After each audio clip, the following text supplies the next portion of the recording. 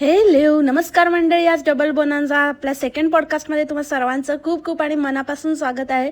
बऱ्याच जणांना असं वाटलं असेल की आज काय सेकंड पॉडकास्ट येत नाही, पण ॲक्च्युली मी ऑलरेडी प्रिपेअर केलं होतं सेकंड पॉडकास्टसाठी. उलट सकाळचं जे पॉडकास्ट होतं बोचूमॉनचं और दुपारचं जे पण आहे तर ते इम्प्रॉम्प्टू होतं आणि आत्ताचं पॉडकास्ट मी ऑलरेडी प्रिपेअर होतं, माझ्याकडे त्याचे पॉईंट्स वगैरे काढलेले होते. तर ठीक आहे, कधी कधी असंच डबल मजा.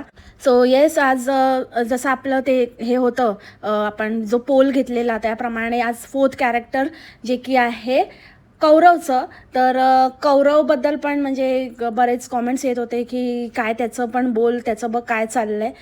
तर आता काय बोलायचं, मला कधी कधी असं होतं की लाजच नाही आहे लोकांना.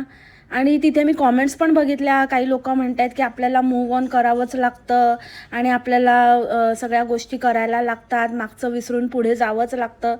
अरे सगळं मान्य आहे, काही गोष्टीमध्ये तुम्ही मूव्ह ऑन करताय, पण कुठल्या गोष्टींमध्ये मूव्ह ऑन करताय ते पण मॅटर करतं ना. उगाचच काय काही मूव्ह ऑनच्या नावाखाली वाटेल तो थिल्लरपणा करायचा, वाटेल ते करायचं, सगळंच करायचं. त्या कौरवचं तर सोडा, पण एक आई, एक बायको कसं काय असं इतके लवकर मूव्ह ऑन होतात. कमाल आहे बुवा. म्हणजे मला तर काहीतरी विचित्रच वाटलं. कदाचित मग मी तेवढी पुढारलेली नसावी, असं एकंदरीतच मला वाटतंय. कारण पोंडासारखं आता पोंडा करणं हे इतकं इम्पॉर्टंट होतं का? बड्डे पण ठीक आहे, बड्डे ठीक आहे, ते कौरवचा काय दोष, कौरवचा बड्डे होता तर कौरवचा केला. त्याच्यानंतर बऱ्याच लोकांनी मला हेही म्हटलं की वेटाने काय ती पोस्ट वगैरे लिहिली, तिचा सख्खा भाऊ गेलाय, तिला थोडं पण काही नाही वाटलं का तिने असं काहीतरी म्हणजे ते बड्डेचं त्याला पोस्ट वगैरे असं लिहिली होती त्यावरून. तर तेव्हाही मी लोकांना हेच म्हटलं की ठीक आहे ना, तिला असं वाटलं असेल की हाच करेक्ट टाईम आहे आणि अनायसे योग आला आहे, त्याचा बड्डे आला आहे, तर तिचं जे काही तिला थँक्स त्याला बोलायचं असेल किंवा ग्रॅटिट्यूड टुवर्ड्स हिम ते एक्सप्रेस करायची चांगली संधी आहे म्हणून तिने केलं असेल. ते नवरा बायकोचं ते पोस्ट टाकण्यापर्यंत पण ठीक आहे. पण तेव्हा माझं म्हणणं असं होतं की ॲटलिस्ट त्यांनी व्हिडिओ वगैरे तर नाही छापला, असं काहीतरी नाही केलं ना, ते तरी ठीक आहे म्हणून. But I was wrong again. It was like they prove me wrong की मी लास्ट टाईम पण म्हणजे मी त्याच्याबद्दल काहीतरी चांगला पर्स्पेक्टिव्ह ठेवला होता, वेगळ्या अँगलने त्या सिच्युएशन वाईज मी विचार केलेला. आणि ह्या वेळेला पण मला असं वाटलेलं की ठीक आहे पोस्टपर्यंत वगैरे, पण त्यांनी आपली रियालिटी दाखवूनच दिली, कुठलीच गोष्ट त्यांनी सोडलेली नाही. आणि ठीक आहे तुम्ही घरातल्या घरात करता तिथपर्यंत पण ठीक आहे, पण प्रत्येक गोष्ट आता ह्या सिच्युएशनमध्ये सोशल मीडियावर जेव्हा तुम्ही टाकताय तेव्हा तुम्हाला काय प्रूव्ह करायचं आहे किंवा काय दाखवताय किंवा काय उद्देश काय आहे तुमचा ह्या मागचा. आता मेमरीज ते मेमरी कार्ड खेळू नका प्लीज की आम्ही हे मेमरीज साठवतोय. काय म्हणजे तुम्हाला आता ही मेमरी लक्षात ठेवायची आहे किंवा ही मेमरी तुम्हाला साठवून ठेवायची आहे की आपल्या घरातली एक जवळची व्यक्ती गेल्यानंतर सुद्धा आम्ही कसं मूव्ह ऑन केलं आणि आम्ही कसं कुठलंच काहीच सोडलं नाही, no stone unturned, like we did everything, every possible, सगळ्या गोष्टी, सगळे सेलिब्रेशन्स आम्ही केले, एक सेलिब्रेशन आम्ही सोडलं नाही सेलिब्रेट करायचं. आणि कसे आम्ही निगरगठ्ठ होतो, कसे आम्ही निर्लज्ज होतो, कसा आम्हाला पैसा महत्त्वाचा होता, हे तुम्हाला लक्षात ठेवायचं आहे का?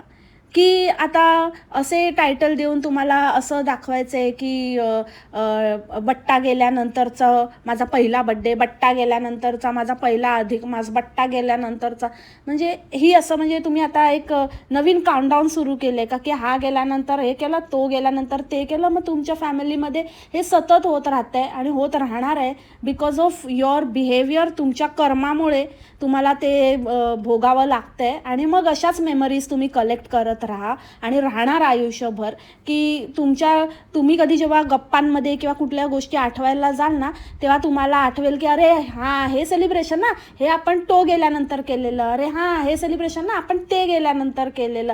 तर असं म्हणजे तुमचे सगळे सेलिब्रेशन कोणत्या तरी व्यक्तीच्या मृत्यूशी रिलेटेड आहेत किंवा तुम्ही त्याचं कनेक्शन तुम्ही जोडताय असं एकंदरीतच वाटतंय. ह्याच तुमचं मेमरीज साठवण्याचं एक तुमचं एक हे आहे, प्रयत्न आहे आणि हेच तुमचं साधन आहे मेमरीज कलेक्ट करण्याचं. After that birthday Ponda.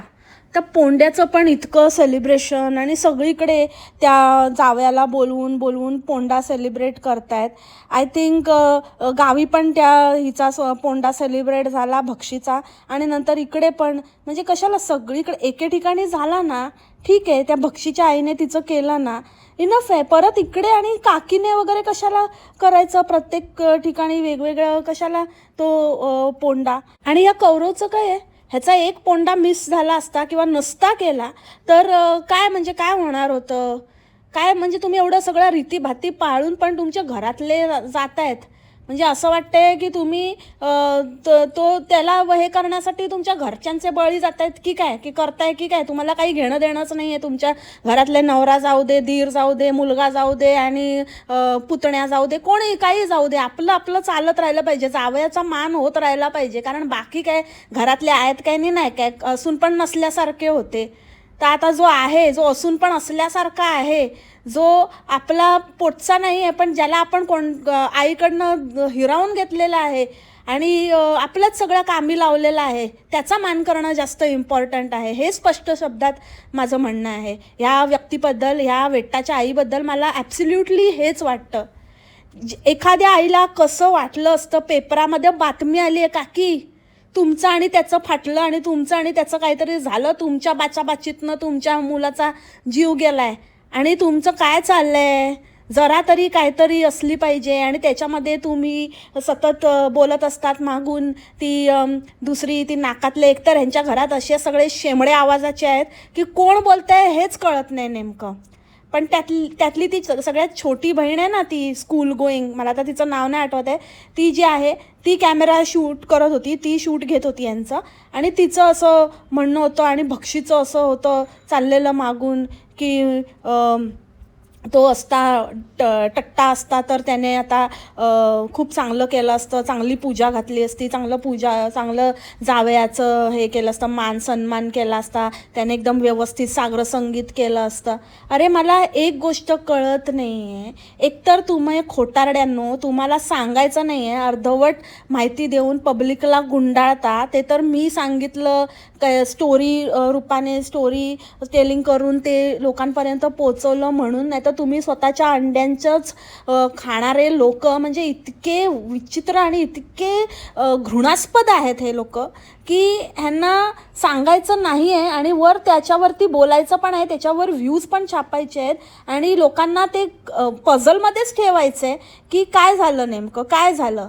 तर जे मी तुम्हाला स्टोरी टेलिंगमध्ये सांगितलं ना तेच झालं. आणि इतका जर तो चांगला माणूस होता तर त्याचे गुणगान तो असताना का नाही तुम्ही कधी गायलेत. हां, सिम्पलची गोष्ट आहे. जर आपण एखादी व्यक्ती हयात असताना तिला काही चांगलं नाही करू शकलो तर ती गेल्यानंतर तुम्ही कितीही चांगलं बोला त्याच्याने काही फरक पडत नाही. ती आहे का आता ते ऐकायला, तो आहे का. तुम्ही किती चांगलं बोला, तुम्ही हे थॉट फॉलो करत असाल, हा रूल फॉलो करत असाल की मेल्यानंतर कोणाबद्दल वाईट बोलू नये. अरे वाईट बोलू नये म्हणून काय इतकं चांगलं चांगलं चांगलं बोलावं की जे समोरच्याला पटणारच नाही. ज्याला रियालिटी माहिती आहे त्याला असं वाटेल की बाबा भाई हा इतका चांगला होता, तर मग असा इतका चांगला माणूस इतका इम्पल्सिव्ह, इतका इररिस्पॉन्सिबल डिसिजन कसा काय घेईल, असा इरिस्पॉन्सिबली कसं वागेल, आपल्या पदरात एक मूल असताना असं हट्ट कसा करेल. ह्या प्रश्नाचं उत्तर द्या तुम्ही. उगाचच चांगला होता, असा होता, तसं होता, असं केलं असतं त्याने, तसं केलं असतं. कधी कधी वाटतं ह्या लोकांनीच त्याचा जीव घेतला.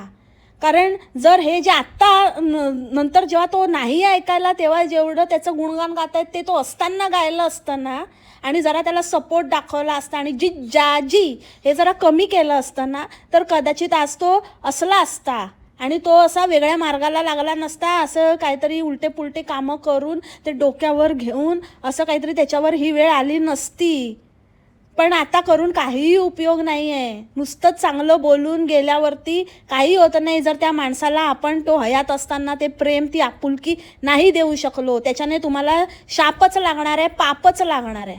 आणि ही गोष्ट तेव्हाची आहे जेव्हा की अजून महिना पण उलटला नव्हता.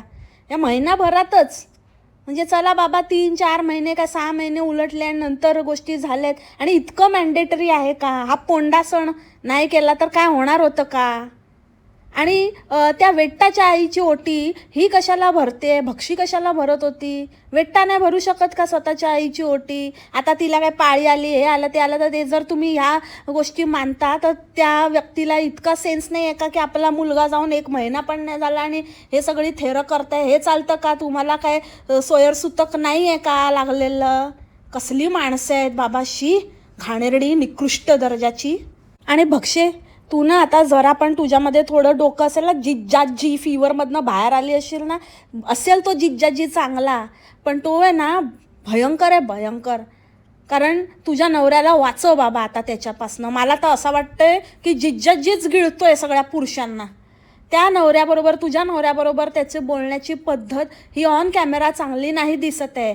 It's very casual. तुमच्यामध्ये चालत असेल, खूप चांगलं वाटत असेल, तुम्हाला काही त्याचं वाटत नसेल, पण तुझ्या नवऱ्याच्या मनावर कधी काही त्याचा विपरीत परिणाम झाला किंवा कोण काही बोललं आणि 4 चौघामध्ये त्याचं जर अपमान वगैरे असं अपमानास्पद वाटलं, तर मग ॲक्च्युली प्रॉब्लेम काय आहे माहिती आहे की ह्या लोकांनी त्याला इतकं चढवलं आहे की तो कोणालाच सोडत नाही. त्याला असं वाटतं की आपणच सगळे काहीतरी आहोत, आपणच या कुटुंबाच्या करता धरता आहोत, तर आपल्याला कोणी काही बोलणार नाही, आपण कसंही कोणाशी बोलावं. त्या भक्षीचा नवरा तो म्हणतोय मला आहेर नको आहे आणि नको तुम्ही ओवाळत बस झालं, तो त्याचा चांगुलपण आहे. तर हा गपरे असं म्हणजे ह्या भाषेत हे आत्ताचं नाही आहे, हा प्रत्येक वेळेला त्याला असा एकदम डॉमिनेट करायला जातो. इवन त्यांचं लग्न झालं नव्हतं त्यावेळेलासुद्धा हा बऱ्याचशा गोष्टीमध्ये त्याला असं हटरे फुटरे गाप चोप निकल असं म्हणजे लिटरली अशा भाषेमध्ये हा बोलतो सगळ्यांसमोर. अरे तो पण जावई आहे घरचा, तू आहेस देखणा दिवा, म्हणून दुसऱ्याचा मान कमी नाही होत, त्याला इज्जत आहे. तू तर इथे वाहून घेतला स्वतःला, बड्डेला पण इकडेच होता, मला काम आहे, मला इथे थोडी कामं करायची आणि मला आटपायचं म्हणून मी इथे थांबलो आहे, जरा मी इथेच होतो अनायसे. तू बरोबर असतोस रे अनायसे, तिथेच टपलेला नुसता घर जावई. आणि काय तर म्हणे की त्यांच्या पण भावभावना असतात. ठीक आहे, मला पण हे आवडत नाही, मला लगेच कव्हरअप करायला घेतला आणि जसं तो नाही म्हणाला तसं ह्याला असं आता कमीपणा वाटला की आता मी तर घेतला, आता लोक म्हणतील की अरे तू तर घेतो म्हणून. तर लगेच म्हणतो मला पण हे पटत नाही असं अहेराचं वगैरे. आणि पण त्यांच्या पण मताचं असतं ना, त्यांना करायचं असतं. तर मग ठीक आहे मोठा, तू तर इथेच असतोस रे, काय तुला काय करायचं ते बरोबर तुला देतात आणि तुझ्याकडनं दाम दुपटीने वसूल करतात. अख्खी शाणी फॅमिली. त्या वेट्टाने तुला बरोबर चांगला बोललीस, आता टोट्टा केलाय तुझा, टोट्टा काटलाय येडपटकुटचा मोठा. याचा बड्डे हा कधीच ह्याला आईचं काय आहे, त्याच्या ज्या आईच्या जीवावर ह्याच्या सासूरवाडीला ह्याला पोचता येतं आहे, हा जी मजा करतोय तिचं काय आहे की तिला आपल्या बड्डेच्या दिवशी आपल्या आईबरोबर असावं वगैरे. नेमकं इथेच असतो बरोबर. आणि ती वेट्टाला तर अजिबातच काहीही नाही आहे. ती तर कायम पडी कायम. त्या मुलीचं काय शाळा आज मोठा सांगतोय की IB ती IB कशाशी खातात माहिती आहे तुला? हां, असंच जर IB राहून हे असलेच चाळे करत राहिली ना, तर काय ती जास्त शिक्षण काय घेणार नाही. आणि असली कुठली IB स्कूल आहे जिथे फक्त नेल आर्ट आणि सारखे एक्झिबिशनात लागतात अभ्यासाच्या नावाने, तर शून्य आहे तुझी पोरगी. काय नाही तिथे ते शाळेत काय नव्हती, शाळेसाठी वगैरे काय नव्हती ती तिथे. तिचं प्रमोशन चाललेलं चांगलं. आपलं ते यांचा ट्रूप आहे ना, असं यांची आता लॉबी तयार झाली आहे. तर चालत तर नाही, किती पण लॉबी करा आणि पॉबी करा आणि बॉबी करा, पण ते मराठी पिक्चरचं काय हेच नाही काय, आणि काय नवीन ॲक्टर्सच नाही, आणि तेच अगेन ते लॉबीतले लोक बघून पण लोक कंटाळली. तर त्यामुळे ते तर काय जाऊच दे, पण तरी पण आता काम मिळतंय तर काय आहे त्याच्यामध्ये ती लागलेली होती. शिक्षण काय होत राहील, शिक्षण काय आहे काय नाही काय. आपल्याला तर तेच ना, आपल्याला तर चमकोगिरीच करायची आहे, तेच ध्येय आहे. बापाला कमवून द्यायचं आहे, तेजाबचा लाला आहे ना बाप म्हणजे. मग नाच मेरी बुलबुल तुझ्या पैसा मिलेगा. आणि एखादा काम करणारा किंवा काहीतरी कर्तबगार माणूस तो असा म्हणजे अगेन बघा, हे पण एक आहे. आता हे DBSचे ना मेजॉरिटी हे जे नवरे आहेत हे असेच आहेत. म्हणजे अगेन ह्याचं पण सेमच आहे ना. हा काय असं कोण इतके दिवस कसं काय राहू शकतं, काय काम धाम काय नाही, आपला इथे बसलाय. आणि म्हणूनच हा एकूण एक कॅप्चर करतो तेच त्याचं इन्कम आहे, त्याच्यावरच खळगी भरतो हा, आणि आपलं पोट पाणी चालू राहिलं पाहिजे. नाहीतर हा कसा काय राहू शकतो. आणि मुळात ती अपयशश्री जी आहे, तर त्या अपयशश्रीला कोण काय आगापिछा काय मागमूस काय नाही आहे का, यांचे काही घरचे बिरचे कोण नसतात का? कारण इतकं लिटरली आभाळ कोसळलं आहे, इतकं म्हणजे एखाद्याचं सगळंच सर्वस्व गेल्यासारखं आहे, पण तिला कुठे नेलं नाही, की तिला काय माहेरची लोक नाहीत किंवा ते काही तिला आधार देत नाहीत, काय नाही. इथेच आपले जिज्जाजीची जबाबदारी बनली आहे. अगेन जे मी ह्याच्याबद्दल बोललेली ते सगळं माझं एक त्यावेळेला कारण मी एक सामान्य माणूस आहे आणि त्यामुळे मी ती सदम्यात होती, मला शॉक बसलेला. पण ह्या नालायक लोकांकडनं आपण नाही एक्सपेक्ट करू शकत, हे त्या लायकीचेच नाही आहेत. सो जिज्जाजी तर बल्ले बल्ले झालेली आहे, त्याला फुकटची मिळालेली आहे. आता त्याची जबाबदारी ती बाबा म्हणजे असून नसून आहे, ती नाही आहे जे तो समजतो, पण त्याच्या इमॅजिनेशनमध्ये आता तो घेणार आहे तिची जबाबदारी. आणि आता बाबा मज्जा आहे एका माणसाची. आता तर म्हणजे खुल्लम खुल्ला क्या क्या करेंगे, जबाबदारी पार पडाएंगे हम दोनों, इस दुनिया से नहीं डरेंगे हम दोनों, जबाबदारी लिया है चोरी नहीं, दिल मिल गए जोरा जोरी नहीं, हमको जमाने से क्या खुल्लम खुल्ला जबाबदारी पेलेंगे हम दोनों. हे आहे आता अपयशश्री आणि कौरवचं नवीन सॉन्ग. काय हसते काय, खिदळते काय, काय रे बाबा, म्हणजे काय कोण म्हणेल काय कसं. म्हणजे मी असं नाही म्हणत की तिने असं एकदम उदासच राहावं किंवा असंच काहीतरी, पण यार ॲटलिस्ट म्हणजे इतकं तरी सेन्स असला पाहिजे की आपण कॅमेरावर कसं वाटतोय काय माहिती. आणि मग खरंच चांगला माणूस गेल्यावर किती वाईट वाटतं ना मंडळी, किती वाईट वाटलं इतकं की काय. आता मी सांगते कधी न विसरणारच दुःख आहे, असा कौरव नेहमी म्हणतो ना. येत आहेत आता त्यांना मी असं नाही म्हणू शकत की तुम्ही बाहेर पडा त्या दुःखातनं. हो का, हे दुःख आहे, असं असतं दुःखात माणसं अशी दिसतात का रे कौरवा. आणि वेट्टा तर बाबा आता काय शेमडी नुसती आहे म्हणून आहे, पण मस्त वेट्टा तुझ्यामुळे अपयशश्री सारखी वहिनी लाभली, भाभीजी घर पे हैं. आणि वेट्टा नेहमी माहेरी, आणि यांच्या पोरी सगळ्या माहेरी असतात, यांना माहेरचाच आधार, यांना सासर नाहीच. जावई पण माहेरीच पडीक असतात. पण ह्यांचे जे वहिनी वगैरे असतात त्यांना मात्र काय नाही, त्यांना माहेरचं वगैरे काही हे नाही आहे. जिथे जिज्जाजी आहे ते जिज्जाजीच अपना सब कुछ है. माहेर भी जिज्जाजी, सासर भी जिज्जाजी, भैया भी जिज्जाजी, और थैया थैया भी जिज्जाजी, है ना मंडळी. आता ह्यामध्ये पण लोक असं म्हणतील की अरे असंच करतात आणि असंच एका स्त्रीला नावं ठेवतात आणि लांछन आणि हे ते गोष्टी. पण कसं असतं ना, आपण कसं बिहेव करतो, कसं दिसतंय, आणि जर तुम्ही लोकांना बोलायला तोंड देताय ना, जर तुम्ही चान्स देताय ना, तर लोक बोलणारच. त्यामुळे ना आपण आपल्यावर स्वतःवर कंट्रोल ठेवायचा असतो. किती दाखवायचं, काय दाखवायचं, कितपत दाखवायचं हे कळलं पाहिजे. जर तुम्ही मड्याच्या टाळूवरचं स्वतःच्या माणसाचं लोणी खाताय ना, तर आम्ही तर त्याचे कोणीच नाही आहोत, आणि जे आम्हाला दिसतं त्याच्यावर आम्ही बोलणारच. आणि खरंच मला ना अशा लोकांचा तिटकारा आहे जे ना दुसऱ्याच्या घरामध्ये वगैरे हे असले उद्योग करतात. आता ते दुसरं घर घेतलं आहे ते स्वतःचं आहे का भाड्याने माहिती नाही, पण भाड्याने घेतलं असेल तर बाबा घरमालकांनी सावध राहा. पहिल्याचं तर नुकसान झालंच आहे, ते काय बघितलंच आपण. म्हणजे आता कोण येणार त्या घरात राहायला, आणि कोण ते भाड्याने पण कोण घेणार, कोण राहणार. त्या घरमालकाने स्वतः येऊन राहायचं म्हटलं तरी पण त्याला ते हॉन्ट करणार, त्या सगळ्या गोष्टी त्याच्या डोक्यात फिरत राहणार. म्हणजे एखाद्याच्या ना पूर्ण ह्याची तुम्ही वाट लावून टाकता विनाकारण, म्हणजे ज्याचं काही हेच नाही आहे. ह्यावरनंच कळतं ना किती किती सुज्ञ माणूस होता तो. तर जाऊ दे, आता काय बोलायचं असं वाटतं कधी कधी. पण हे सगळे काय असं काय लफडी करायची असतील ना, तर बाबांनो स्वतःच्या घरात करा. हां, तुमच्या घरच्यांना भोगू दे, दुसऱ्याला कशाला त्रास. आणि ज्यांनी आता घर दिलंय ना त्यांनी पण विचार करा बाबा, नाही तर तुमची पण हालत सेम होईल. आणि आज काय ते म्योमच्या केसाचं सांगत होता की त्याच्या केसाचा कलर इतका सुंदर आहे ना, असं तुम्हाला कुठल्या कलर चार्टमध्ये पण नाही मिळणार. असं तुम्ही सलॉनमध्ये गेलात आणि तिथे हायलाईटमध्ये पण तुम्हाला त्यांच्या ह्याच्यात पण नाही मिळणार. हा शेड इतका सुंदर आहे ना ह्याच्या केसाचा, आणि हा नॅचरल आहे म्हणून मला याचे केस कट करावेसे नाही वाटत, असं तसं. तर तुला एकच सांगते कौरवा की खूप मोठ्या म्हणजे आता काय बोलायचं ना, ते रस्त्यावरचे असतात ना सिग्नलवरचे, त्यांच्या मुलांचे केस सेम तशाच कलरचे असतात. पिंगट म्हणतात त्याला, पिंगळे केस. तर तसेच असतात ते ना. जर आपण हेअर ऑइलिंग वगैरे असं नाही केलं, असं स्टाईल मारतो ना आपण, छपरीगिरी पोनी बिनी असं काहीतरी करतो, त्यांची तर बिचाऱ्यांचं म्हणजे त्यांचं परिस्थितीमुळे ते नाही करत.